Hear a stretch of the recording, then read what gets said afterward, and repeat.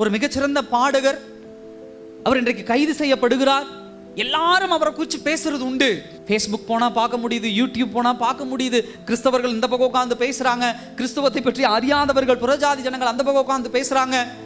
இதுக்கு மேல பார்த்தோம் அப்படின்னா இன்றைக்கு போதகர்களாகட்டும் விசுவாசிகளாகட்டும் ரெண்டு கூட்டமா பிரிஞ்சுக்கிறாங்க. ஒருத்தர் அந்த பாடகர் ரொம்ப நல்லவர், அந்த ஆராதனை செய்கிறவர் ரொம்ப நல்லவர்னு ஒருத்தன் பேசுறான். அதே கிறிஸ்தவன் இன்னொருவன் எந்திரிச்சு இல்லாம அவன் கெட்டவன், அவன் அப்படி அவன் இப்படின்னு என்ன பண்றாங்க, சண்டை போட்டுக்கிறாங்க. தேவ சமூகத்துல ஒரு காரியத்தை தெளிவா நான் உங்களுக்கு சொல்றேன், தயவு செய்து புரிந்து கொள்ளுங்க. ஒரு தேவ பிள்ளைக்கு இதெல்லாம் தேவையில்லாத வேலை. ஒருவர் தவறு பண்றாரு, தவறு பண்ணல, அதை நியாயம் தீர்க்க யாரு உண்டு? தேவன் உண்டு. இங்கிருந்து 10 பேர் எழும்பி இல்ல அவர் தப்பு பண்ணிட்டாரு, இல்ல அவன் இப்படி பண்ணிட்டாரு, அவர் அப்படி பண்ணிட்டாரு, அவர் அந்த மாதிரி இந்த மாதிரி, இங்கிருந்து 10 பேர் எந்திரிக்கிறாங்க. இங்கிருந்து 10 பேர் எந்திரிச்சு ஃபேஸ்புக்ல சண்டை போட்டுக்கிறான், போன்ல சண்டை போட்டுக்கிறான், ஆன்லைன்ல யூடியூப்ல சண்டை போட்டுக்கிறான். 10 பேர் எந்திரிச்சு இல்ல அவர் யோசேப்பை போல மீண்டு வருவார், அவர் தானியேலை போல மீண்டு வருவார். ஒரு காரியத்தை தெளிவா புரிந்து கொள்ளுங்க, பிசாசானவன் எல்லோருடைய கவனத்தையும் கொஞ்ச நாட்கள் அப்படியே செதைச்சிட்டான். நீங்களும் நானும் எதுக்கு அழைக்கப்பட்டிருக்கிறோம்? உங்களுடைய அழைப்பு என்ன, என்னுடைய அழைப்பு என்ன, கர்த்தர் நம்ம எதுக்கு பயன்படுத்துகிறார், இதெல்லாம் மறந்துட்டு யாரோ ஒரு மனுஷனுக்காக சண்டை போட்டுட்டு இருக்கிறோம். அவர் தேவனுடைய பிள்ளையா இல்லையா என்பதை கர்த்தர் முடிவு பண்ணிப்பார். அவர் தவறு செஞ்சாரா, ரகசிய பாவம் செஞ்சாரா இல்லையா என்பது கர்த்தருக்கு தெரியும். நமக்கு அது தேவையில்லை. நடந்துச்சா ஓகே, இப்படி கைது ஆயிட்டாரா, அவ்வளவுதான், முடிஞ்சது, கடந்து போயிடணும். அங்க போயிட்டு இவர் நல்லவர் கெட்டவர்னு கமெண்ட் பண்ணிட்டு இருக்க வேண்டிய அவசியம் நமக்கு கிடையாது. சில பேர் அதை குடிச்சு அப்படியே அழுது புலம்பிட்டு உட்கார்ந்து இருக்கிறாங்க. தேவையில்லை. அவருடைய தனிப்பட்ட வாழ்க்கை அது, அது அவர் பார்த்துட்டு போறாரு, அது ஆண்டவர் பார்த்துட்டு போறாரு.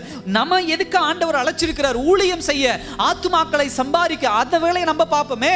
நான் யாருக்கும் அவருக்கு சப்போர்ட் பண்றேனா இல்ல அவருக்கு எதிராக நிக்கிறேனான்னு கிடையாது. ஏன்னா அவருடைய பாடலை நம்ம பாடுறது உண்டு, அதுல எந்த ஆட்சேபனையும் கிடையாது.